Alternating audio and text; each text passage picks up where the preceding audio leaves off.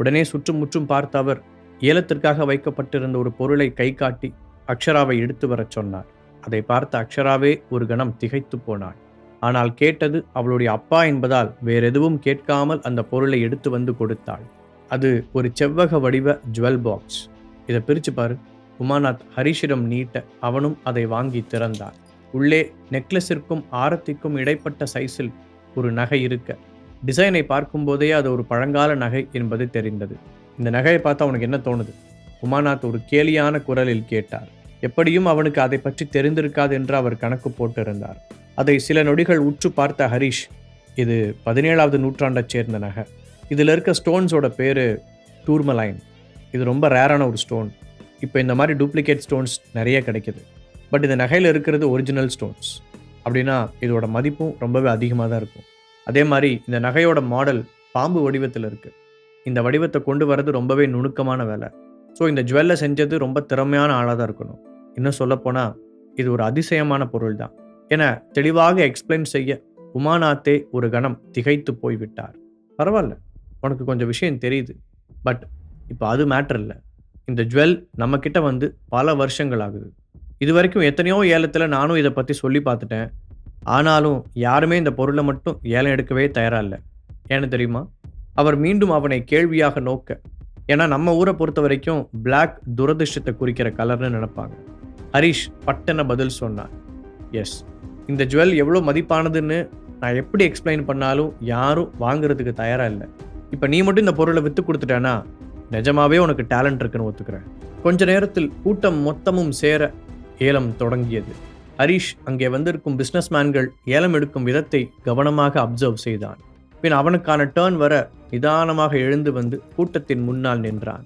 எல்லோரும் அவன் யார் என்பதை போல பார்க்க, உமாநாத்தும் அவன் என்ன செய்ய போகிறான் என்பதை பார்க்க நிமிர்ந்து உட்கார்ந்தார்.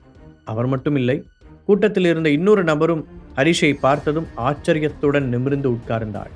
அது ஏஜே ஃபேமிலியைச் சேர்ந்த மாளவிகா. அவளுக்கும் இந்த மாதிரி விஷயங்களில் ஆர்வம் அதிகம். அதனால் இந்த ஏலத்தில் கலந்து கொள்ள வந்திருந்தாள். இப்போது அவன் என்ன செய்ய போகிறான் என்பதை போல அவள் பார்த்தாள். அதற்குள் ஹரிஷ் பேச்சை ஆரம்பித்தான். ஹாய் கைஸ், நீங்கள் எல்லாருமே பெரிய பெரிய பிஸ்னஸ்மேன். இந்த விஷயத்தில் ரொம்பவே ஆர்வம் இருக்கிற ஆளுங்கன்னு தெரியும். அதனால தான் நான் என்கிட்ட இருக்கிற ஒரு பொருளை உங்ககிட்ட காட்டணும்னு ஆசைப்படுறேன். இது உண்மையிலேயே ரொம்ப விலை மதிக்க முடியாத ஒன்று என்று ஹரிஷ் சொல்ல எல்லோருடைய கண்களும் அந்த பொருளின் மீது விழுந்தது.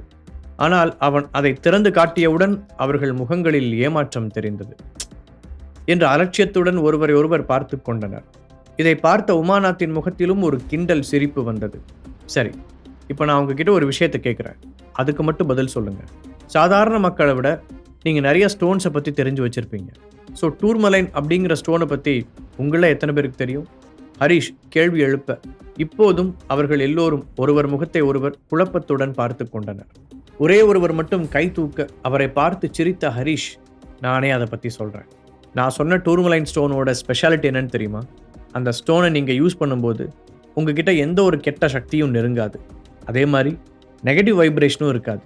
உங்கள் உடல் நலத்தில் மட்டும் இல்லை, மென்டல் ஹெல்த்லேயும் பெரிய சேஞ்ச் வரும். நீங்கள் ஏதாவது பெரிய டிப்ரெஷனில் இருக்கீங்களா? கொஞ்சம் கூட யோசிக்காமல் இந்த ஸ்டோனை வாங்கி யூஸ் பண்ணலாம் என ஹரிஷ் பேசிக்கொண்டே போக அவருடைய ஆழ்ந்த குரலில் மயங்கி மகுடிக்கு கட்டுப்பட்ட பாம்பு போல அவர்கள் மெய்மறந்து உட்கார்ந்திருந்தனர்.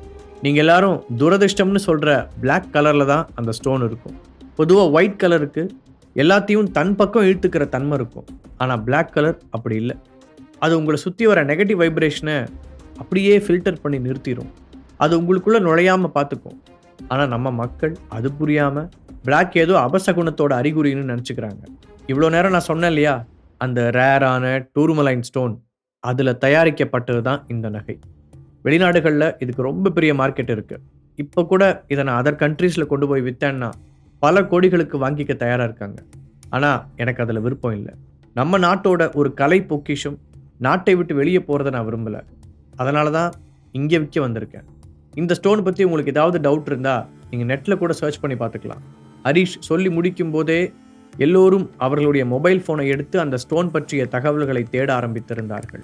ஸ்டோன் கூட ஓகே, ஆனால் அந்த நகை பாம்பு வடிவத்தில் இருக்கே, அதை எப்படி கழுத்தில் போட்டுக்கிறது?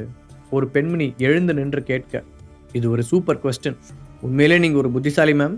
அதை பற்றி தான் நான் அடுத்து சொல்ல வந்தேன். என ஹரிஷ் சொல்ல அந்த பெண்ணின் முகத்தில் பெருமை தெரிந்தது. இந்த நகைக்கு பின்னாடி ஒரு பெரிய வரலாறு இருக்கு. 17ஆம் நூற்றாண்டுல வாழ்ந்த நாகர் இனத்தைச் சேர்ந்த மக்களால் தயாரிக்கப்பட்டது தான் இந்த நகை. பொதுவாகவே மனித குலத்தை விட நாகர் இனத்தைச் சேர்ந்தவங்களுக்கு பவர் அதிகம்னு நீங்க கேள்விப்பட்டிருப்பீங்க. அது உண்மைதான் என அழுத்தி சொன்ன ஹரிஷ், அந்த குலத்தை சேர்ந்தவங்க தொடர்ந்து ஒரு நகையை கழுத்தில் போட்டுக்கிட்டு இருக்கும்போது அவங்க கிட்ட இருக்கிற சக்தி அந்த நகைக்கும் பரவும். அதே மாதிரி தான் இந்த நகையும். இதை தொடும்போதே உங்களுக்கு ஒரு வைப்ரேஷன் தெரியும். சரி, இப்போ ஏலத்தை ஆரம்பிக்கலாமா என்ற ஹரிஷ், இதோட ஆரம்ப விலை 5 lakh rupees என்று சொல்ல அடுத்து கொஞ்ச நேரத்தில் ஏலம் களை கட்டியது. உமாநாத் அந்த நகையை வாங்கியதை விட பல மடங்கு லாபத்திற்கு ஹரிஷ் அதை விற்று காட்டியிருந்தார். உமாநாத் அதை பார்த்து வாயடைத்து போயிருக்க அவரிடம் வந்த ஹரிஷ் எதுவும் பேசாமல் அமைதியாக உட்கார்ந்தான். அவனை ஒரு சங்கடத்துடன் பார்த்தவர், அவன்கிட்ட ஒரு விஷயம் கேட்கலாமா என்றார். ஹரிஷ் என்ன என்பது போல் அவரை பார்க்க, நானும் எவ்வளவோ தடவை இந்த நகையோட அருமை பெருமைகளை எடுத்து சொன்னேன். ஆனா அப்பெல்லாம் வாங்காதவங்க இப்ப நீ சொன்னது அப்படியே நம்பியிருக்காங்க. சொல்லப்போனா நீ பேசினதை கேட்ட உடனேயே அந்த நகையை விற்காம நானே வச்சுக்கலாமோன்னு கூட எனக்கு தோணிருச்சு.